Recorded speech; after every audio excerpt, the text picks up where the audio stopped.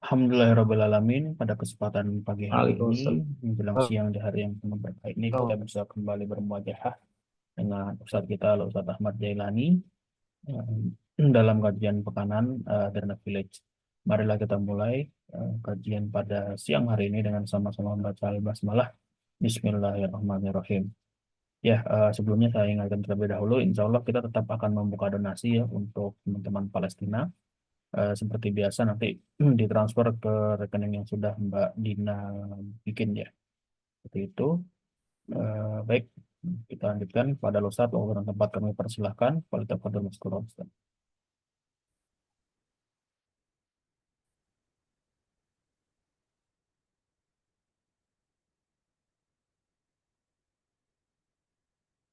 Ustaz, Assalamualaikum Ustaz.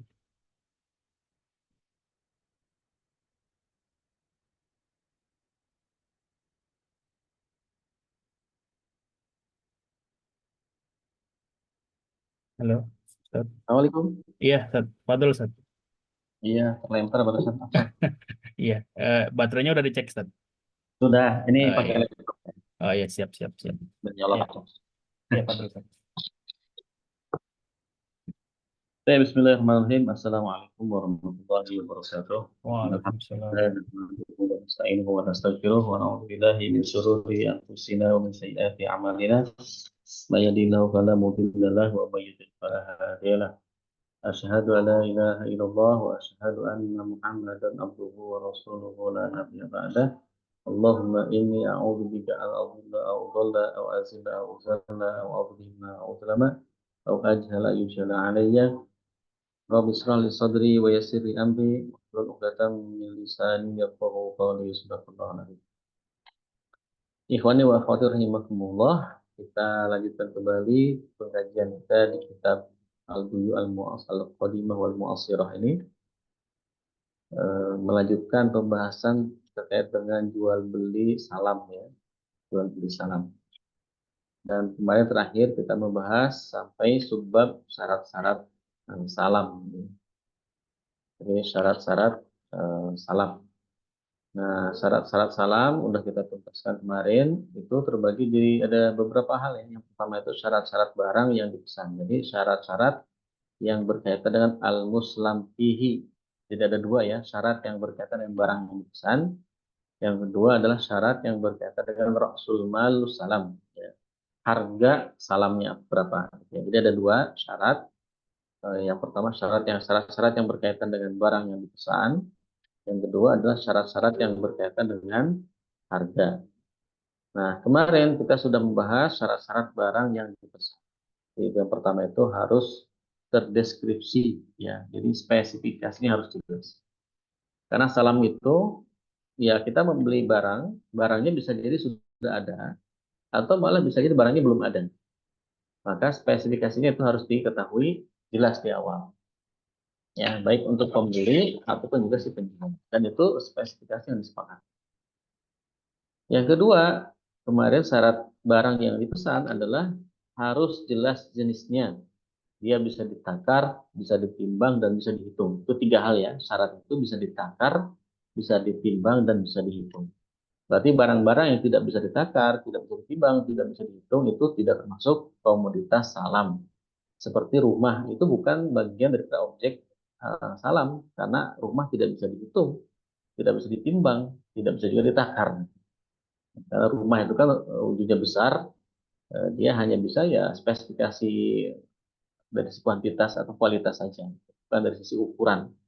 Jadi kita beli rumah itu kan bukan karena ukuran berat kilo. Yang maksud dengan ditakar ditimbang itu ada ukuran volumenya ya, bukan luasan. Kalau luas kan 4 kali 3 kali apa 36 tipe 36 tipe macam-macam itu kan tipe rumah. Nah, jadi kalau rumah itu bukan termasuk barang yang bisa disalamkan, gitu ya. Jadi ukurannya itu ya kayak galon, liter, kotak, ya, atau kilogram, ritel, ukiah, ton, ini ya, itu yang disebut dengan takaran dan timbangan itu harus harus jelas. Nah, yang ketiga, jual belinya harus sampai tempo tertentu. Itu salam. Jadi barangnya itu memang belum dikirim, belum diterima oleh kita. Itu namanya salam. Kalau barangnya sudah di depan mata, itu berarti bukan akad jual beli salam. Namanya akad jual beli biasa. Karena barangnya sudah ada di depan mata. Tapi kalau barang yang belum ada, misalnya kayak kita beli online kan barangnya belum ada, kita hanya lihat gambar atau lihat video. Nah itu bisa dikategorikan salam, ya. Atau misalkan buah-buahan yang waktu itu mungkin masih muda-muda, ya, masih muda, belum matang, gitu ya. Itu bisa dijual beli akad salam. Jadi kita membeli buah duren yang belum matang itu di awal, ya di awal. Nanti kemudian diambilnya itu ketika sudah panen atau sudah matang. Nah itu bisa dengan akad akad salam. Nah yang kedua kita bahas syarat-syarat yang berkaitan dengan harga, ya, atau syarat-syarat rasul mal. Nah, harga itu harus jelas. Yang pertama, syarat harga dalam akad jual beli salam adalah harus jelas di awal, ya. Harus jelas di awal. Jadi tidak boleh harganya itu masih remeng-remeng, masih nanti diperkirakan atau menggunakan harga setahun kemudian. Tidak boleh. Ya, harus menggunakan harga di tahun itu, harga di waktu itu. Kalau harga, ya, buah durian di hari itu sekian misalkan, kemudian kita hitung yang mudanya ada berapa, ya. Kalau kita ya itu dengan harga ya yang berlaku pada hari itu. Ya, pada hari itu berapa harganya, pasarannya berapa, maka dihitung. Gitu. Nah, nanti ketika sudah panen, ya udah karena harganya sudah di depan, maka kemudian sudah disepakati tidak boleh nambah lagi atau tidak boleh mengurangi lagi harga yang sudah disepakati di awal. Gitu ya. Jadi syarat harga yang pertama itu harus jelas, ya, tidak boleh kemudian remang-remang. Yang kedua, harga pembayaran harus kontan di awal, itu salam, tidak bisa dikredit. Jadi yang namanya salam itu pembayaran kontan di depan, ya, di majelis akad malah. Tidak boleh di luar majelis akad. Nah, jika misalkan ada sebagian uangnya dibayarkan di luar majelis akad, maka salamnya batal, ya. Karena istilah taslif, kan taslif itu istilah lain daripada salamnya. Ya, taslif atau apa salaf, salaf itu kan sama dengan salam, ya. Itu salib itu secara bahasa artinya kan pemesanan. Ya, di artinya kita memesan sesuatu dengan membayar lebih dulu secara kontan. Ya, baru barang diambil kemudian. Itu namanya taslif atau salam. Dari sisi istilah bahasanya saja sudah harusnya kita sudah pahami bahwa salam itu ya akadnya ya bayar di depan, bayar kontan, bukan dibayar secara kredit. Nah, seandainya misalkan ada pembeli yang membayarnya itu sebagian di awal 50%, sisanya 50% di beberapa bulan kemudian. Maka yang berlaku itu adalah harga yang di awal. Sedangkan harga yang 50% berikutnya itu tidak termasuk harga, itu batal. Nah, jadi kalau misalkan harganya 100 juta, kemudian kita sepakat dibayar 50% dulu berarti 50 juta, 50 jutanya kemudian 2 bulan kemudian, maka yang sah itu adalah yang 50 juta di depan. Yang 50 juta di awal itu yang kontan. Dengan 50 juta lainnya itu berarti bukan termasuk akad jual beli ataupun juga kontan atau salam. Harus di mengandung fasah, ya, harus dibenerin. Jadi tidak bisa. Jadi yang keduanya malah lebih batal. Walaupun harganya mungkin bisa lebih besar dari harga yang awal atau malah lebih lebih rendah dari harga yang awal. Ya, tetap saja harga kedua yang dibayarkan kemudian itu bukan termasuk akad jual beli salam dan tidak sah, dianggap sebagai dianggap batal uang. Jadi yang berlaku adalah harga di awal aja, harga yang dibayarkan di depan. Nah, jadi kalau misalkan harga yang di depannya itu 30% kita bayarkan, nah itulah yang berhak itu. 30% itu yang berlaku. Jadi harga barang yang kita beli di awal itu di pesan itu adalah 30 juta tadi, 30 juta. Berarti yang sisanya itu di lunasnya di belakang itu bukan uang jual beli tersebut. Itu di luar. Itu tidak boleh. Ya, jadi salam juga boleh dilakukan pada barang yang sudah ada wujudnya. Misalkan hanya dengan foto. Biasanya ini jual beli online, ya. Online itu kan mengandalkan foto atau mengandalkan video dan testimoni, ya, testimoni para pemakainya. Nah, ini kan barangnya ada sebenarnya, cuma tempatnya emang tidak di tempat kita. Maka kita bayar dulu kan di online itu, bayar apa dibayar apa dimasuk ke keranjang, kemudian kita bayar transfer, sudah terjadi akad jual beli tuh. Itu namanya akad jual beli salam. Kenapa? Karena barang ini belum kita dapatkan. Nah, baru kemudian nanti beberapa hari kemudian 3 hari dikirimkan barangnya, ya kita konfirmasi sudah ada, barulah itu sudah jadi milik kita. Nah ini namanya salam juga ya, karena barang yang dibeli itu yang kita lihat cuma gambar saja atau spesifikasi, tidak ada barang aslinya. Nah atau juga bisa yang kedua yaitu barangnya memang belum ada, lalu kita mesan. Misalkan ketika kita mesan apa namanya eh, baju ya, pesan baju itu kan menjahit misalkan kan kita hanya ngasih bahan ya. Oh kalau ini sebentar, kalau menjahit itu kalau barangnya dari kita itu namanya akad ijarah ya. Kita membayar sewa orang untuk menjahitkan baju kita, itu namanya ijarah, bukan akad salam ya. Yang misalkan yang belum jadi itu akad ya tadi buah-buahan ya kan, buah-buahan itu kan belum belum matang ya, belum panen, dibeli di waktu hijau. Nah, itu namanya masuk akad akad salam. Nah, jadi itu yang kedua. Jadi harga harus diserahkan secara kontan di majelis akad pertama. Itu namanya syarat sah jual beli salam. Yang ketiga, wajib tidak boleh ada goben fahish. Ya. Goben fahish itu selisih harga yang tidak wajar. Ya, tidak boleh. Ya. Goben fahish itu misalkan harga pasarannya 300 juta. Ya, kita jual 1 M. Itu kan jauh banget. Kelebihannya itu disebut dengan goben fahish. Ya. Selisih harga yang tidak wajar di antara harga pasaran. Makanya kalau jual sesuatu itu kita harus lihat harga pasar. Ya, nggak boleh kita menghargai barang dengan harga sesuai dengan keinginan kita saja. Tapi harus lihat harga pasar. Nah, lihat ketika berbicara harga pasar, berarti itu terkait target pasar, ya. Kalau target pasarnya ada yang menengah ke bawah atau menengah ke atas, kan begitu. Jadi ini memang tergantung kepada kebiasaan masyarakat. Ya, jadi tidak bisa kita tetapin juga sebenarnya, susah. Gitu ya. Nah, jadi gobil fahish ini tidak boleh. Kenapa? Karena ada unsur kecurangan. Dia tahu harganya cuma 20.000, dia jual 100.000. Nggak jauh banget dengan harga pasaran.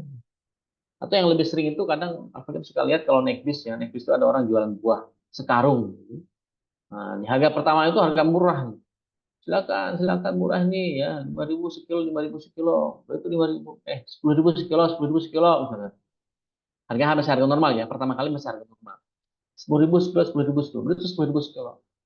Udah mulai berkurang, apa buahnya itu jeruk misalnya, jeruknya udah mulai berkurang setengah karung. Dia ngomong lagi sekarang harganya jadi di bis yang sama, harganya menjadi 20.000 per kilo. Wah kan yang beli 30.000 per kilo di awal kan jadi celek lah. Kenapa nggak ambil sekarang aja tadi 30.000 sekarang 20.000 gitu kan. Itu namanya Robin Pahish ya, menaikkan harga yang tidak wajar di tengah-tengah masyarakat yang sama, sehingga menimbulkan kegelisahan di para pembeli gitu, ya. Nah, yang tidak boleh Robin Pahish ya. Nah, Robin Pahish pada salam itu hukumnya sama seperti Robin Pahish pada jual beli yang lain sebenarnya.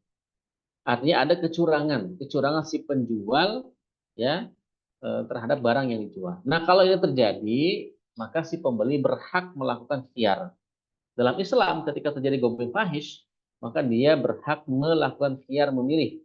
Jika dia mau, dia boleh memfasahnya. Memfasah berarti membatalkan jual belinya. Barang yang dikembalikan, uangnya diambil, ya. Atau dia meneruskan jual belinya. Ya, sudah ada, apa-apa deh. Anda ridho aja dah. Gitu. Boleh. Ya. Nah, masalahnya gini, kalau barangnya cepat habis, itu gimana balikinnya? Susah. Nah, kayak tadi kasus beli jeruk di bis gitu kan. Harga 30.000 terus kita makan bareng-bareng kan sampai habis. Terus dijual lagi 20.000 kan kaget dong. Kok 20.000? Atau malah mungkin di akhir-akhir itu suka menjual dengan harga yang lebih murah lagi. 5.000 sekilo. Wah, makin kecil kita yang beli di awal.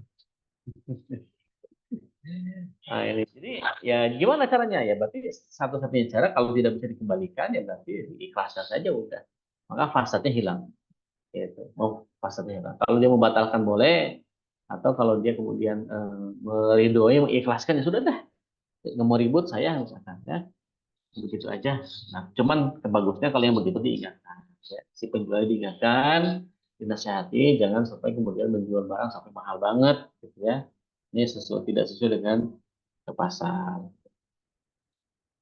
Dan dia tidak boleh misalkan mengambil selisih selisih harga ya. Hak kiar itu tidak boleh mengambil selisih harga. Misalkan tadi ya ternyata barangnya itu lebih murah ya lebih murah. Terus kita kompensasi, nggak bisa itu dong. Tadi Anda jual ke saya 100 juta, lalu kenapa sekarang 75 juta? Saya minta kembalikan 25 juta. Nggak bisa. Ya, tidak bisa diminta kembali 25 juta. Pilihannya cuma dua, teruskan atau batalkan. Gitu aja. Teruskan atau batalkan. Fasah. Ya. Fasah atau teruskan. Tidak bisa kemudian merubah harga dan sebagainya, karena harganya sudah tetap. Kalau harganya lebih dari harga awal, itu bisa jadi riba. Ya, kelebihan itu menjadi riba. Karena itu lebih daripada yang ditetapkan, diakadkan di awal. Ya. Hmm. Nah, khiar itu bisa terjadi pada akad salam kalau memang yang pertama tidak adanya pengetahuan harga pasar pada saat. Mungkin kita nggak tahu harga pasarnya berapa sih ini, gitu ya. Kita main beli-beli aja, ya mentang-mentang baru gajian misalnya, main beli-beli nggak dihitung-hitung dulu berapa harganya, berapa untung apa rugi, kita beli, ya. Nah, karena ada ketidaktahuan harga pasar, maka boleh melakukan khiar, ya. Atau yang kedua, adanya tambahan atau kekurangan yang tidak wajar, ya. Atau secara umum tidak ada orang yang melakukan kecurangan semisal itu, maka ya sudah, jatuhnya ya curang. Kalau curang bisa kita laporkan, bisa kita tuntut, ya, kecurangan terhadap konsumen atau pembeli, ya. Baik.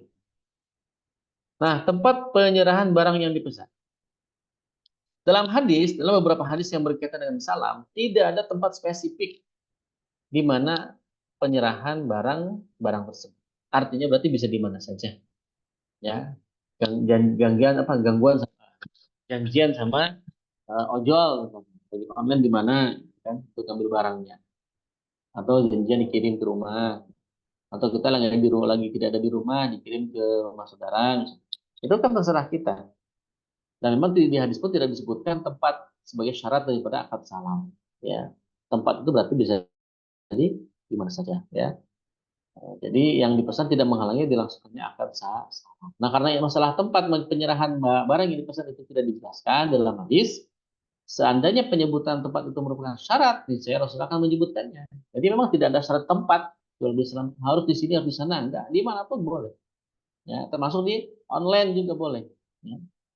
Sebagaimana beliau menyebutkan takaran, timbangan, dan tempo. Jadi tidak ada keterangan tambahan takaran ataupun timbangan ataupun tempo. Ya.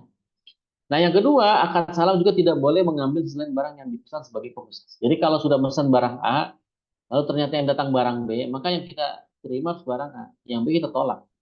Ini pesanan saya tidak bisa pengen yang A, itu pesanan saya. Ini memang wajar. Ketika dia tidak bisa menyanggupi, si penjualnya udah, solusinya tinggal dibalikin, uang dibalikin, barangnya dibalikin. Yaitu selama barangnya tidak rusak. Kalau udah rusak sama si pembeli, harus tanggung jawab. Harus tanggung jawab memperbaiki. Nah, jika ia mengambil barang lain sebagai pengganti barang yang dipesan, pada saat itu berarti ia telah mengangkatkan akad baru. Nah, itu dia. Jadi sudah kita akad jual beli, salam, terus kemudian ada akad lain, ya, yang masuk dalam akad, ya. Eh, itu haram, tidak boleh. Kenapa? Karena terjadi perbentrokan antara si A dengan si B, si penjual A dengan si penjual B, gitu. Jadi ketika dipertemukan harganya, harga si A berapa, harga si B berapa, itu kan, ya, penjual dan juga pembeli, ya. Nah, Rasulullah SAW juga pernah bersabda terkait dengan masalah tidak bolehnya mengambil selain barang yang dipesan sebagai kompensasi, itu dari hadis riwayat Ad-Darqutni. Ya, Rasulullah bersabda, "Man aslafa syai'an fala yashtarit ala sahibihi ghairu qadaihi." Ya.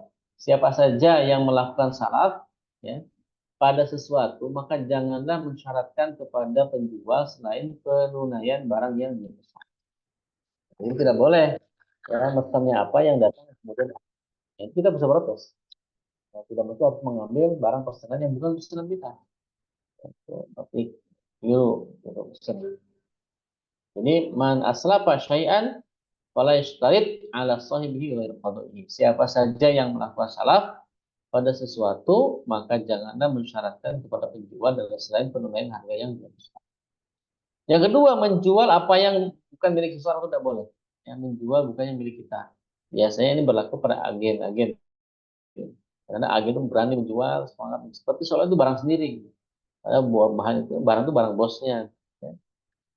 Nah, maka tidak boleh si ini menjual barang. miliknya. Itu hadis Rasulullah SAW sangat jelas sekali. Dalam riwayat Abdullah bin Amr bin As, Rasulullah SAW bersabda, la yahillu salafun wa bai'un wala syartani fi jami'in wala bi'u malam yudmanu wala bai'u ma laysa indah.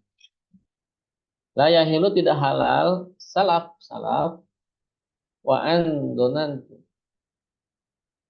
man aslama syai'an fala yashtarit la yahillu salafun baban wala yashtarit.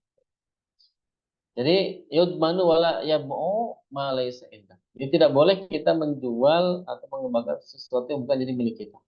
Kalimatnya jelaskan wala bai'u ma laysa indah. Dan tidak ada bai'at ya ma laysa sesuatu yang bukan milik.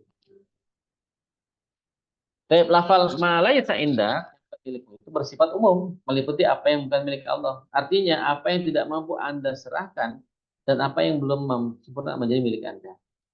Jadi kadang-kadang kalau kita belanja itu pengen banyak, padahal mungkin barang-barang itu tidak kita butuhkan. Ya. Jadi apa namanya, tidak boleh kita menjual barang yang bukan milik kita. Adapun sesuatu yang bukan milik kita, maka kita tidak boleh seorang pun menjual sesuatu yang belum dia miliki dan belum berada dalam kekuasaan. Sebab suatu akad tidak akan terakadkan jika kosong dari satu rukun seperti kosong dari objek akad. Jadi kalau misalkan barang itu kan belum barang-barang kita lalu kita jual, berarti kan objek akadnya nggak ada, barangnya nggak ada, berarti tidak sah.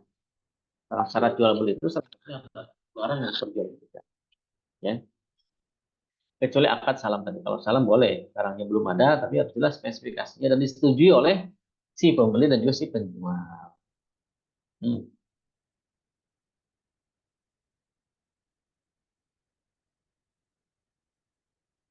Ada sebuah kisah Rasulullah SAW pernah melarang menjual sesuatu yang tidak dimiliki oleh manusia. Ini hadis riwayat Hakim bin Al-Hizam berkata, ya Rasulullah, seseorang datang kepadaku dan bertanya kepadaku tentang jual beli sesuatu yang belum aku miliki, kemudian mengajarnya. Jadi bertanya kepadaku tentang jual beli sesuatu yang belum aku miliki, kemudian aku membelinya dari pasar. Rasulullah SAW bersabda, la tabi' ma laysa indak.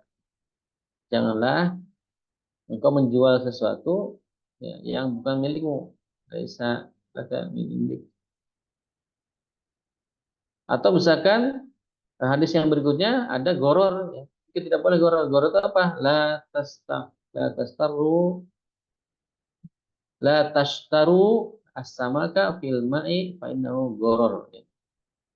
Walam jangan apa adapun apa yang di luar kemampuan maka itulah janganlah apa namanya lah tapi malas jangan engkau menjual sesuatu yang bukan milikmu. Atau las tastaru janganlah kalian memberi asam maka ikan yang segar fil ma'i dalam air yang bagus gorizan fa innahu gorozun.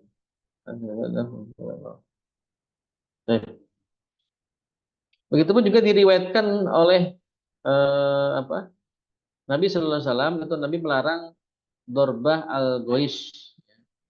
Dorbah al-gois itu apa? Itu termasuk larangan atau jual beli yang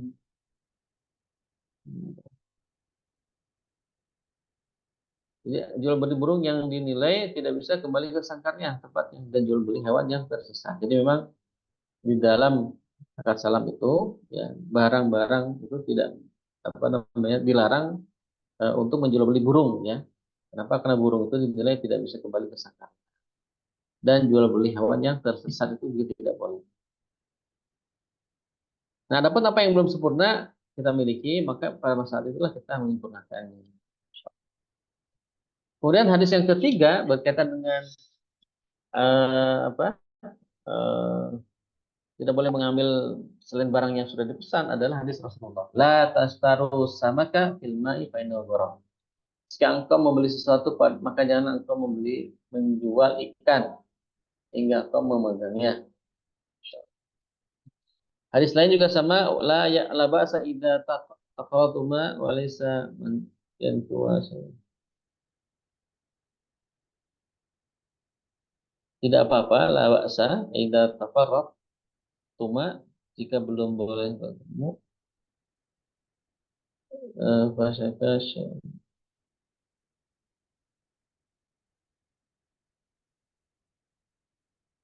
Hmm. Banyak hadis yang disebutkan di sini ya. Kita lewat dulu karena ini intinya sama. Nah, kita ke hadis Rasulullah SAW yang diriwayatkan oleh Abdullah bin Umar. Ya. Beliau bersabda, "Manitaba atau aman, fala yabi'hu hatta yastafi." Siapa saja yang membeli makanan, hendaknya jangan menjualnya hingga diserahkan kepadanya. Jadi intinya kita tidak boleh menjual barang-barang yang bukan milik kita, ya. Dan eh, ini ketika salam juga tidak boleh, ya. Kita tidak menjual barang yang bukan milik kita. Ya, kalau menggunakan akad salam, misalkan kayak jadi apa? eh Afiliat ya, afiliat barang. Lalu kita main jual aja tanpa ada izin daripada si pemilik barang. Ya. Maka itu tidak boleh. Harus ada izin dulu si pemilik barang. Kecuali kalau si pemilik barangnya menginfokan gitu, bahwa siapa saja boleh menjual barang saya dengan harga terserah kalian. Ada harga dari saya sekian misalnya. Ya. Itu berarti ya boleh diizinkan. Berarti itu akadnya berarti kita dengan si pemilik itu sebagai agen atau maklar atau samsara. Bisa begitu gitu ya. Baik. Kemudian hadis mana tadi? Ya, hadis yang berikutnya ini masih dengan hadis tadi adalah manistara ta'aman bikulli bikailin aw wazanin fala yabi'hu hatta yaqbidahu. Siapa saja yang membeli makanan janganlah ia menjual hingga ia menakarnya. Maksudnya sampai dia memilikinya, memiliki hak untuk menakarnya maka boleh dijual kembali. Ya, jadi kalau kita ikutin Islam, masya Allah ya, makanan di luar pun akan terjaga. Makanan, minuman, gitu. Kenapa? Karena makanan minuman yang sudah kadaluarsa itu kan sudah tidak sehat, ya. Nah, biasanya kalau ada aturan seperti ini, negara akan menjaga. Nanti siapapun yang merubah tampilan batunya yang besar itu dengan yang lain, kita bisa ditindak, gitu ya, oleh oleh daulah Islam. Ya Usmana ida beta'ta faktal wa ida bi'ta faktal. Usman, jika engkau membeli maka mintalah ditakar, dan jika engkau menjual maka takarlah. Ya. Insya Allah ya. Jadi dengan beberapa hadis ini kita menjadi aware ya bahwa jual beli itu nggak semudah dan sesimpel yang kita lihat. Harus memperhatikan adabnya. Ya, adabnya juga membuat kebaikan. Kebaikan saja itu Pak. Kita tidak boleh menjual barang yang bukan milik kita, ya kan? Bahkan kita diminta mentakar ulang. Jadi tidak hanya semuanya menakar barang kita pun sebagai penjual menakar ulang. Khawatir ada keturunan atau kekurangan berat atau ukuran. Maka ini menjadi zalim buat si penjual. Gitu. Begitupun juga khawatir ada kelebihan buat si pembeli. Nah, kelebihan itu khawatir jadi riba. Nah, itu makanya diatur dalam Islam. Oke, berikutnya jual beli barang impor. Ya. Nah, dalam kondisi para pedagang, jadi itu mereka mengimpor barang mereka dari luar negeri itu biasa dari dulu juga. Misalkan seperti bangsa Quraisy mengimpor barang dari Syam, itu kan diimpor. Dia ke sana pergi ke Syam lalu menjual barang yang ada di Mekah. Nanti pulang itu ya barang-barang Mekah sudah habis sebagian besar, sisanya diisi dengan barang-barang Turki. Jadi berarti itu barang-barang negara lain. Nah ini kan apa namanya sudah ada impor itu zaman Nabi gitu. Ya. Nah, kadang-kala pedagang itu langsung pergi sendiri untuk membeli dagangan mereka. Kadang-kadang mereka membelinya melalui telepon atau mengirim surat kepada pihak yang akan mereka beli barang. Kadang-kala pula pembelian dari mereka itu dilakukan melalui kantor-kantor broker dan kantor apa dagang gitu ya. Nah, boleh jadi mereka memiliki kantor-kantor atau perwakilan untuk menjadi yang mereka eh, atau menjual barang mereka. Sekarang kata lain, di negara lain. Jika pedagang itu langsung pergi sendiri dan ia membeli barang sendiri barang itu, ya maka ini tentu apa namanya? Ya pedagang pergi langsung sendiri dan ia membeli sendiri barangnya, maka itu jualnya sah-sah saja. Maka jual belinya sah-sah saja. Ya, tidak ada penjual langsung, tidak ada perantara, ya, broker atau apapun itu langsung penjualnya ya sah-sah saja. Ya, karena sudah terjadi akad jual beli, ya mau akad jual beli salam ataupun akad jual beli kontan atau langsung. Gitu.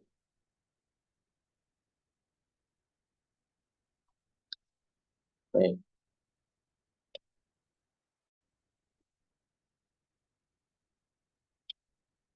Nah, terkait dengan apa jual beli salam kemudian ini lembaga keuangan ini ada juga pembahasan tentang lembaga keuangan. Jadi lembaga keuangan baik lembaga finansial atau lembaga barang gitu ya, itu eh, harus dipastikan bahwa kita tidak mengambil riba. Karena ribanya itu lumayan besar gitu kan.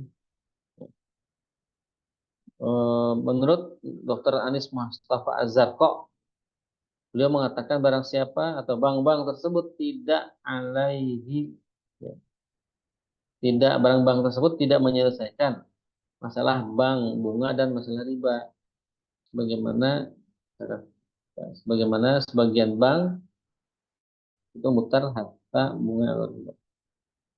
Jadi ini ya, ini buat catatan buat kita. Jadi kalau kita mau beli sesuatu ya langsung uangnya keluarkan.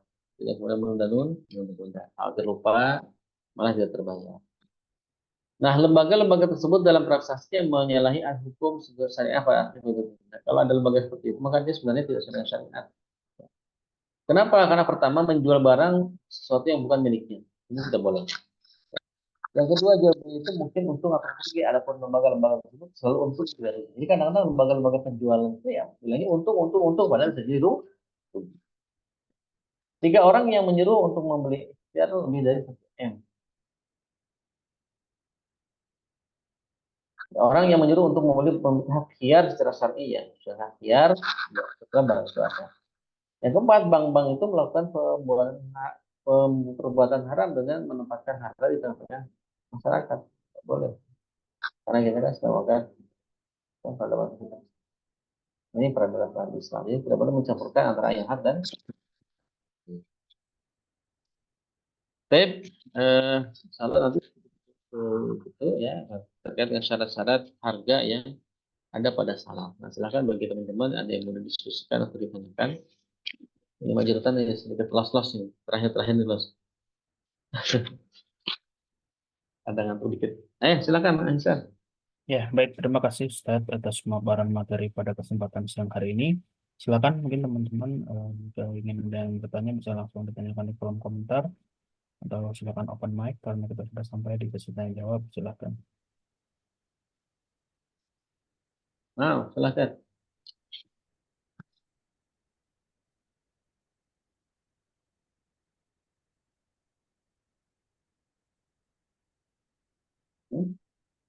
Baru wujud?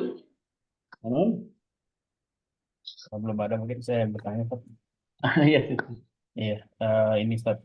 Kan tadi terkait salam, ya. Itu kan apa namanya jual beli salam ya.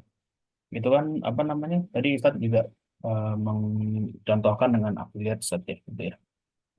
Kalau misalkan kita sudah menghubungi si pemilik produk dan bilang kita akan menjualkan produknya gitu kan, tapi memang si pemilik produk itu menunjuk kita jadi perwakilan dan kita bisa menjual dengan harga dan margin yang disepakati gitu kan ya.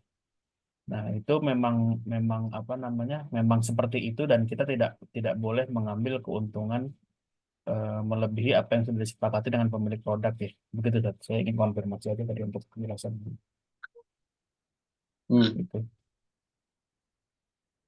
Karena tadi kan kita tidak boleh menjual barang yang belum kita miliki gitu kan. Ya, Terus sebagai solusinya seperti itu. Namun apa namanya akhirnya pemilik produk itu menunjuk kita jadi wakil untuk menjualkan barangnya gitu ya, dengan apa namanya dengan harga dan margin yang disepakati dan kita tidak boleh mengutak-ngatik itu gitu. ya. Biar biar jelas saja harganya gitu. Satu Ya itu boleh berarti akad wakalah. Jadi si wakalah ya. akad wakalah itu boleh. Akad wakalah itu kan berarti menyerahkan semua kewenangan yang dimiliki oleh si penjual atau si pemilik. Nah, bisa mewakilkan semua kewenangan ataupun sebagian saja. Misalkan si pemilik ini kan dia punya punya tanggung jawab untuk misalkan rumah, membangun rumah, kemudian menyelesaikan perizinan, gitu ya, kemudian membayar kontraktor, kan dia tuh. Nah, terus di sisi marketingnya dia nggak sanggup deh, terus dia nyari orang tuh dan dia mewakalahkan tugas marketing ya rumah ini kepada si A dengan akad wakalah. Berarti semua tugas marketing itu diserahkan kepada si A. Nah, untuk harganya, ya harganya tinggal disepakati saja. Harganya mau yang mana nih? Harga itu bisa dua kan, bisa harga dari si developer misalkan sekian, nanti si wakalah si yang diwakilkan itu terserah dia mau ditambahin berapa, ya.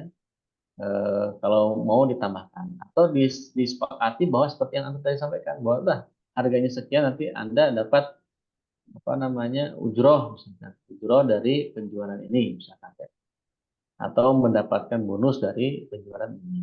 Jadi harganya tetap tidak berubah, si pemilik barang yang menetapkan harga. Nah, si apa tadi yang diwakilkan itu ya harus mengikuti kesepakatan karena yang disepakati ada beberapa poin tadi. Nah, si yang diwakilkan itu tidak boleh dia merambah ke yang lain karena dia ngurusin pembangunan gitu tidak boleh karena dia tidak diwakilkan untuk ngurusin pembangunan. Dia hanya diwakili atau diwakalkan oleh si ownernya untuk mengurusi penjualan. Nah, itu bisa begitu. Kita termasuk barang-barang yang lain. Tapi memang ada sebagian ulama yang membedakan antara afiliat dengan samsara. Ya. Iya, betul. Afiliat itu ya bukan samsara. Hmm. Ada yang mengatakan begitu. Ya. Tapi Al-Fakir belum mengkaji dan lebih lanjut ya. Mm-mm. Dan juga sedikit penasaran. Apa alasan afiliat itu bukan bagian daripada samsara? Karena sebagian orang menganggap afiliat itu samsara. Ya kan? Hmm. Dia seperti apa, broker. Ya, broker yang menjual barang yang memang bukan miliknya, tapi ada kesepakatan dengan si pemilik untuk menjualkan barang. Nanti dia dapat persentase berapa persen dari keuntungan yang dijual. Nah, kalau samsaranya sendiri benar boleh samsaranya. Tapi apakah afiliat ini sama dengan samsara atau tidak itu aja. Berarti kan ini harus dilihat objeknya, harus dilihat harus dilihat tahqiq pemanatnya. Apa sih yang dilakukan di afiliat itu? Ya, apakah sama dengan apa yang ada pada samsara? Kalau ada berarti sama samsara, kalau tidak berarti di mana yang bagian tidak yang tidak sama. Nah, ini harus diteliti dulu nih. Nanti juga belum dapat jawabannya. Kita Berarti kalau misalkan yang dari perkara harga dan lain sebagainya itu sebelum dikomunikasikan ke calon konsumen itu clear dulu kan ya dari ini betul gitu. Oh iya. harus jelas dulu harganya. Ya cukup satu itu aja mungkin Ah, pertanyaan dari ah, saya. Bisa pemula. oh iya. Nah ini ada nih yang nanya nih. Lihat. Iya, silakan. Oh ini antum nih. Jika ada pertanyaan bisa. Aneh. Pikir ada yang nanya. Soalnya Iya. notifikasinya merah. Iya. Nah, ya mungkin apa namanya jika tidak ada yang bertanya mungkin bisa lanjut kuis satu aja gitu untuk Ya, take hari quiz. ini. Atau Quiznya itu adalah pertanyaannya eh, syarat harga ya tadi. Syarat harga dalam akad jual beli salam itu sebutkan salah satu saja. Ya, syarat harga. Kalau kemarin kan syarat barangnya, sekarang syarat harganya. Rasul mal. Satu aja sebutkan. Silakan diketik atau di open mic.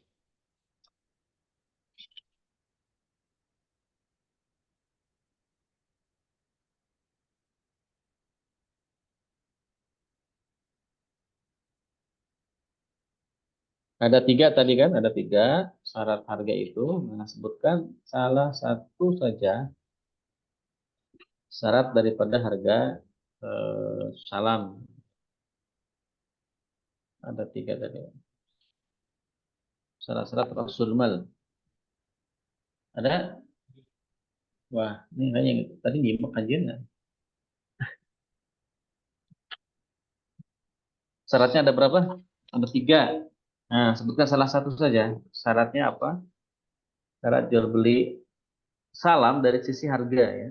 Syarat Rasul mal. Kalau dari sisi barangnya kan barangnya harus apa jelas spesifikasinya. Kemudian takarannya jelas. Kemudian ada tempo. Jadi barang itu ada tempo di selesainya kapan. Itu baru kan untuk barangnya. Nah, sekarang untuk harganya ini juga ada syarat. Karena syarat salam itu apa namanya? Salah satunya adalah syarat-syarat Roksul mal atau harganya itu ada syaratnya. Yang pertama, misalkan satu ya, harganya harus bagaimana. Yang kedua, pembayarannya apakah kontan di depan atau boleh dikredit atau kontan di akhir. Kalau salam itu harus gimana? Syarat yang ketiga, apakah tidak boleh ada kecurangan gitu ya, atau namanya apa? Gitu. Sebutkan salah satu saja dari syarat harga pada akad salam. Silakan rekan-rekan yang ingin menjawab.